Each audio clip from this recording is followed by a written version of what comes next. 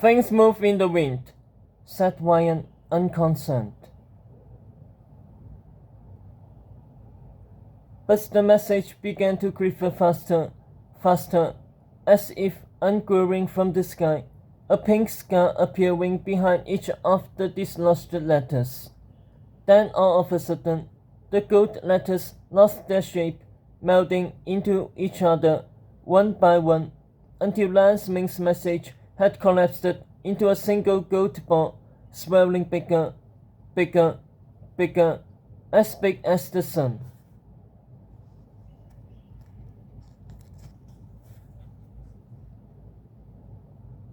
Lightning ripped through the clouds. The ball detonated, splashing 4 letters in gold across the sky. L-I-E-S.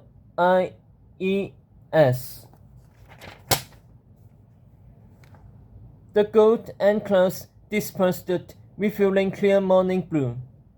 Silence gripped the courtyard. All down the road, thousands gaped upwards, wondering what they had just seen, along with the visiting leaders staring in shock through the church doors. Together, they looked at the king, but he was already dragging Sophie inside the church.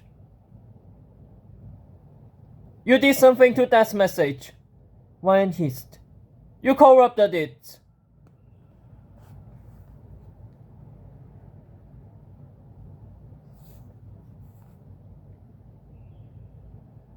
"I did I? Just like I poisoned you in the throne room?" Sophie hissed back. "I've been here with you this whole time.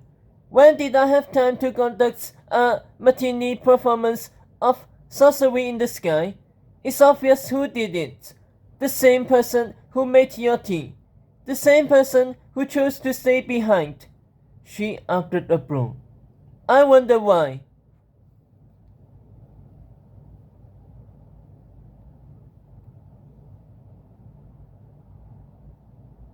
Ryan considered this, his eyes searching hers. He turned to his pirate guard. "Bring my brother here, now." "Yes, sir," Bieber mumbled, rushing away.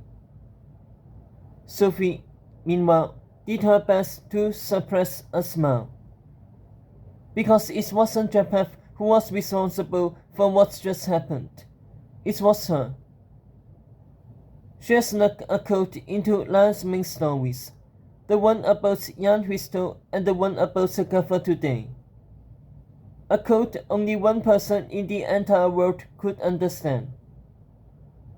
Ryan had searched her work for hidden messages, and she had mocked him for it, insisting she couldn't possibly be capable of hiding a distress call right under his nose. But anyone who truly knew Sophie would have known better, because Sophie was capable of anything. Not that she expected her hidden code to reach his targets. It was a shot in the dark, a last-ditch Hail Mary, which is where he admitted to hot not bring the plan. Yet in the end, it was her plan that had worked. Which means that her friend had not only read her message, but that help was on the way. Adolf sipped by. "Agatha's been caught. Have you heard?" Sophie spun to see the cage near the altar emptied of its doves, which dispersed over the theater, tweeting in the narrator's ears, "We saw her captured. She cried to mercy. She's rotting in the dungeons." Confused, Sophie looked up and saw Ryan's fingertip growing behind his back, stiffly directing the bus as he greeted the ice giant of frost plants. "Agatha has no army. Don't believe the lies. She was alone when we caught her. Didn't even fight back." Ryan twisted his finger, and the doves blistered out the church doors, spreading the king's lies into the crowd, distracting them from the message in the sky. A dove crowded in Sophie's ear. Agatha's a traitor. Agatha's wicked. Sophie slapped this away, launching its white into the face of a girl in a white dress. Sorry. Excuse me, Your Majesty, said the girl, her head lowered with a clipped accent and briefly tone.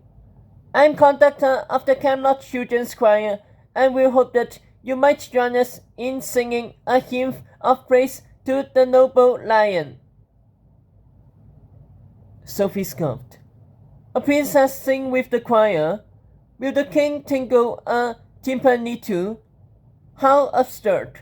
I'll watch you and your friends suck up to the lion from the comforts of my throne. Thank you.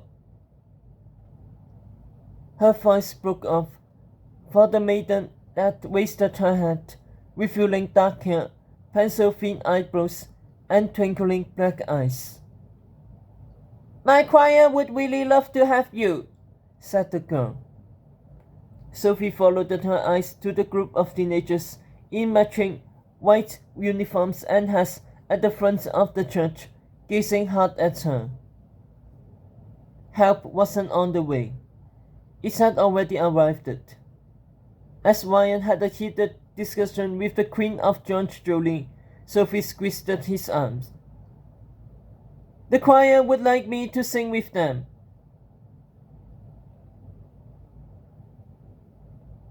Finally, the famous Sophie, cooed the Queen, draped in a peacock feather stole.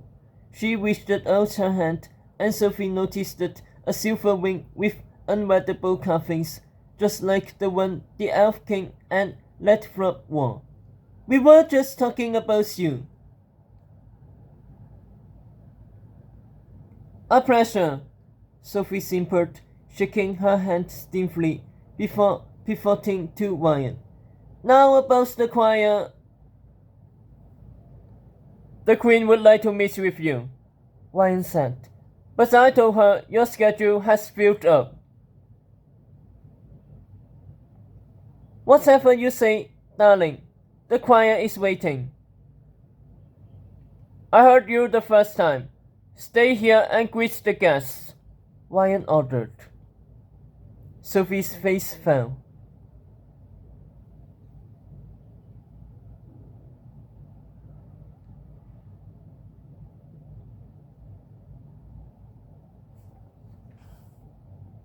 If my groom had spoken to me like that, I never would have made it to the altar, the Queen mused to Sophie. Indeed, your schedule only filled up once I told the king that he has turned the Camelot's new queen into a lapdog. No speech at the coronation, no presence at meetings, no comments on Tetro's capture or those of your friends, no mention by the king's pen. It's as if you hardly exist.